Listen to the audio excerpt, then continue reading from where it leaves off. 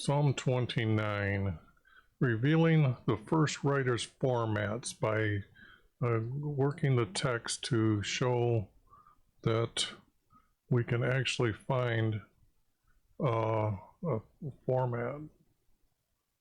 Okay, it's sunny enough in the room that I don't need an extra light on, I don't think. Let me try one just to make sure that, okay, I'll leave that light out. I've got two of them there and one above me. Psalm 29, very short, should be easy. Let's see what happens. Ascribe to YHVH, sons of the mighty. Ascribe to YHVH glory and strength. Ascribe due to his name. Worship YHVH in a holy array. In a holy array. An array is a battle formation, so you'd have all your people there, and that's what he's saying there. The voice of YHVH is upon the waters. I don't think that's true. The L of glory thunders. YHVH is over many waters. This is just not good. The voice of YHVH is powerful. This voice. Well, we don't need this. Breaks the cedars. What the heck?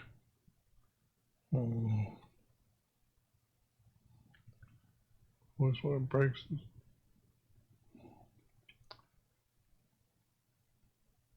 This never happened.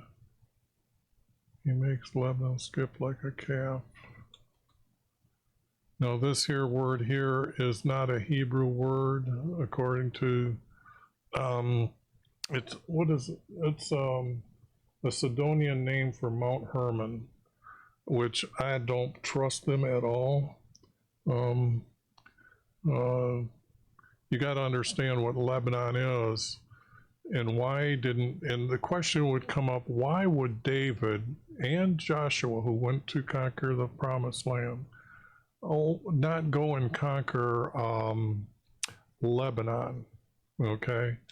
And that's because when you realize the story where Abraham is sending his servant back to Shem's people to receive a wife for Isaac, and when Isaac sends Jacob, who is 13, to Shem's land, you will find that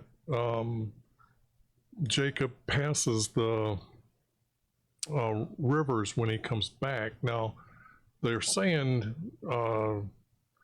Abraham came from Ur, or Ur, and that's way over, what is it? The tip.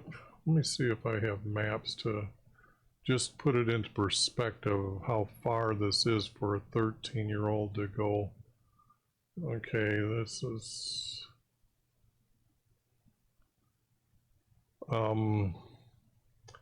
this is a map of what was the shipping lanes at the time. But the object here is they're here in Judah, Jerusalem, okay? And to sit there and say that, and see this desert, okay, this is desert. This is the Saudi Arabia's desert, where it gets to be like 125 degrees.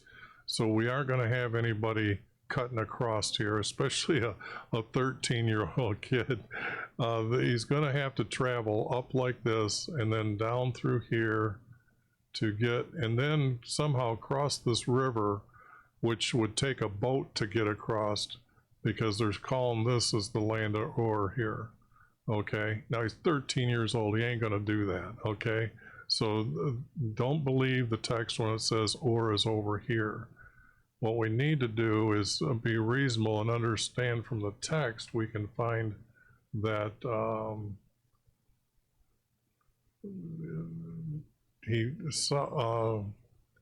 Jacob passed the rivers, and the only rivers that he can pass would be this here or these two rivers here. They used the rivers as boundaries in their time. It was the simplest way to say to the rivers is to that river, to this river is our land. Now what I've got here is Noah had to land here, and then this is Shem's land, because the eldest would receive the inheritance, and then Ham is not is actually Canaan.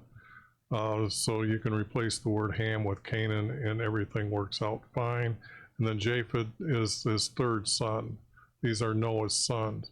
Now the text will talk about Sodom and Gomorrah, and there's a fight over water to where, or not, this is where Lot says to Abraham, I will take the river. So Lot lives in here, and then to say that Sodom has to be in here someplace, because remember the path to get through this land at the time, they wouldn't go in the rivers. This is the highway that is mentioned in the text. When you see, let me see, whoops, not that, I don't want that. Oh, I got to do this first, then go to blue. Okay, because the mountain is over here and the rivers are over here, they might have had to pass through these rivers here and then come through here and then do this, then go around here, go here like this, and go down. And this is the highway that is written about, the path of the merchants. You've seen that the Saudi Arabia desert is over here, so nobody was coming through the desert, but everybody traveling. Example, Assyria, when they came and raided the tribes' lands, this is the path that they had to come down. And yes, they could have probably divided, because the first land they overtook was this land, West Manasseh or East Manasseh. So when you look at the rivers, which one did he pass by? Jacob passed by, and then Laban was told that he has left. And he is now in Canaan's land. This is the best division point. And I don't know how, it could be from here to here, or I'm going to just say tip to tip is my best guess. And then we have the land of Shem right here. This is the land of Ur, is really Shem's land. But Shem's land is Lebanon, or becomes Lebanon. I know Canaan's come up, and it looks like they fought him up to this later. But the object is for a 13-year-old to go without a lot of supplies, and you can see the mileage here, say 20 miles by himself, to go from say, even if Abraham lived down in here, to go to here, that's 20-30 miles. That's a day and a half's walk. So this just lets us know that that's reasonable enough for Jacob to be able to go there. He could have stayed overnight and traveled another 20 miles. Maybe he went up into this area here. Don't know. But the object is this is the true story that has been revealed through our Creator's hidden formats. And to sit here and even come up with something 200 miles away, like Mount Hermon is that far away. Why would that text even be in there? Why is this in here? Why would he make Lebanon skip like a calf? This is just, I think this whole thing is going to be gone the way I'm seeing it. Hews out flames of fire, he doesn't do that. What shakes the wilderness? Didn't do that. That doesn't. Another land outside the promised land. Next, skips. it doesn't do that.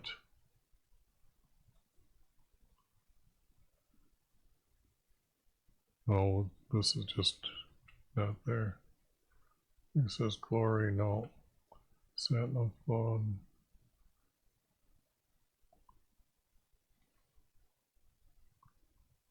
Now finally, there's some truth here, but there's nothing left.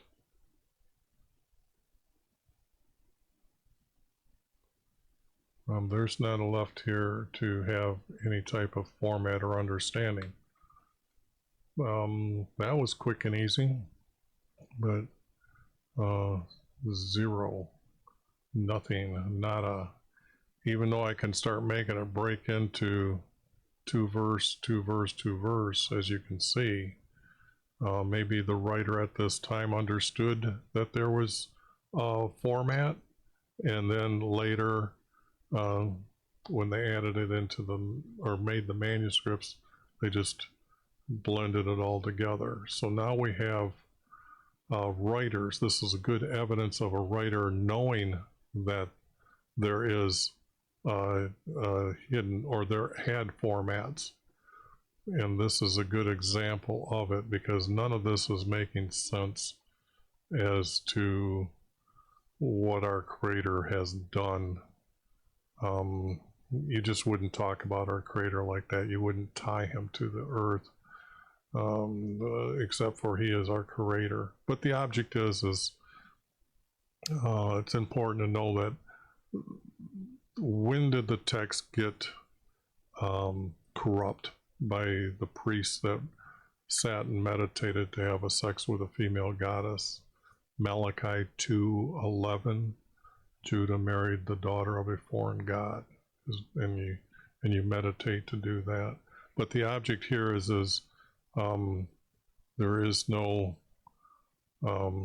there is proof here of they knew the format and they were writing in the format, and then the next editors come along and put this into the manuscripts, plain and simple.